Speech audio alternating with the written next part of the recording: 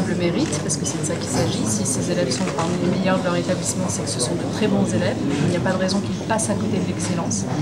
Donc reconnaître le mérite. Et puis deuxièmement, faire en sorte que notre enseignement supérieur sélectif aille vraiment piocher dans un vivier large et diversifié d'élèves partout sur le territoire.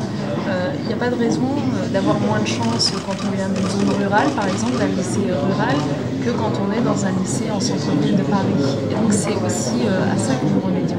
Cette convention, je trouve que c'est un très bel objet qui mérite d'être en effet reproduite dans d'autres régions. Mais je dois aussi dire que malheureusement les relations avec les autres présidents de région ne sont pas souvent d'une aussi grande qualité.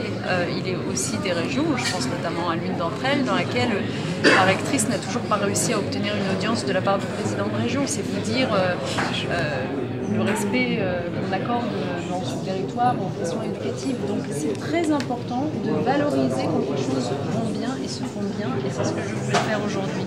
On a affaire à une présidente de région qui est sincèrement impliquée, investie, qui a envie que la réussite scolaire, la réussite universitaire, la réussite des entreprises aussi, ce faisant, soit au rendez-vous pour ce territoire et qui du coup s'en donne les moyens, et c'est l'objet de cette convention avec nous.